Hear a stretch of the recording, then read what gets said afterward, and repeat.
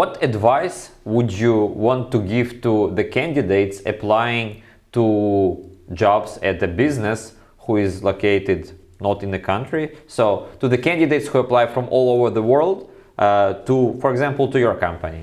Mm-hmm.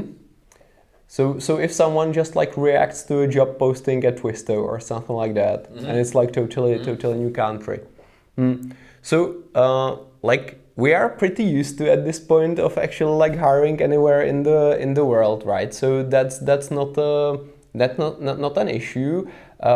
If we have a high quality candidate, we probably like think first.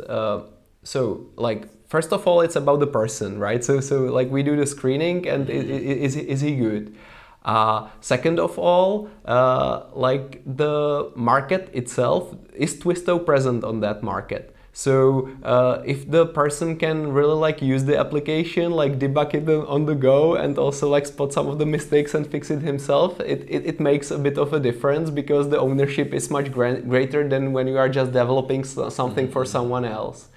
And the third one, and it's like the candidate cannot influence that, but it's also important, is like whether we are really like able to employ this person, right? Because we can work with contractors, we can work with full-time employees, but if the country is like outside EU, and even like if it's outside countries like neighboring with the EU, it becomes more and more difficult to actually like start a collaboration with the person. And this is like back to the team's discussion, right? Like if there's a business case for it, that we should like either open up a new office there, or just like start some unit so that we can like employ the whole team. It's much stronger than just like the individual developer, right?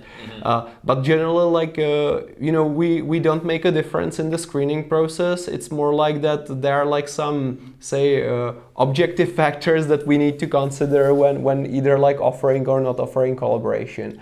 Okay. However, one thing is that like with Zip, this might differ a lot, right? Because now we have really like global presence, and also like, you know, when just listening to myself, in my mind I'm already like switching from the mode that we are thinking more like mid-Europe or just European Union, and now we are really also switching ourselves at Twisto to the like global by default thinking, right? So that we like we were used to, okay, just do it like for Europe, and now we have like this large network, so this is like a learning exercise for us as well. We like think bigger. Yeah, and well, obviously that's a good change with you guys, but also if you had a candidate that you were speaking to, of course, like maybe not you, but your team leads or whoever, anything that a team lead can prepare herself or himself with to this interview to somehow present better, or usually it's like, you know, the technical assessment, then like, you know, still a chemistry thing, and based on this it's a decision made.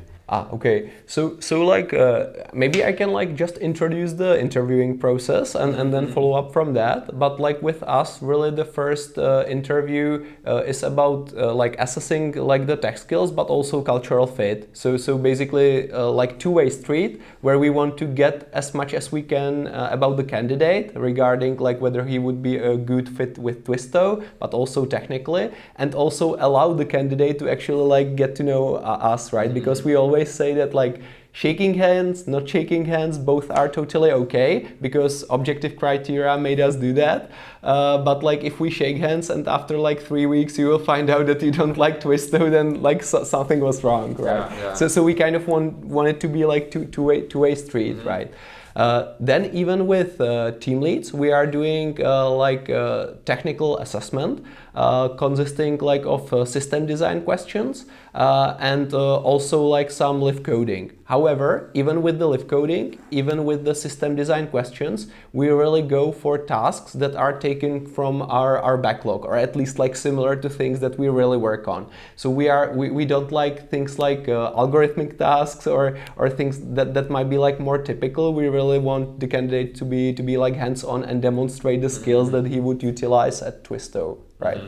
And like specifically about team leads, like what's important for us is like the tandem between like a team lead and the engineering manager, which is like maybe in the hierarchy like his superior, but also with the team itself, right? Because ultimately when we are setting up some OKRs for the team lead, it's not like his personal delivery, it's not like how his personal pull requests look like. It's really like what's the delivery and expectation management of the whole team, right? So this is like back to the previous discussion, that basically the team lead is not like evaluated for like just his own contributions, but basically like how the team moves on, right? So like, yeah, so you can expect these kind of questions that we would have for a team lead, basically how he can contribute to that at least. Okay, then maybe a very precise question. If a candidate was playing good in Counter-Strike, would it benefit applying to Twister? So definitely, because like there are some team, like we basically have a team that plays like Counter-Strike on a professional basis, right? So depending on who you talk, it might be like a huge advantage. Okay, I see. Perfect. Then yeah, I think the candidates should make a research a little bit, maybe listen to the recruiter who would advise them on how to find common grounds with the interviewer. Perfect.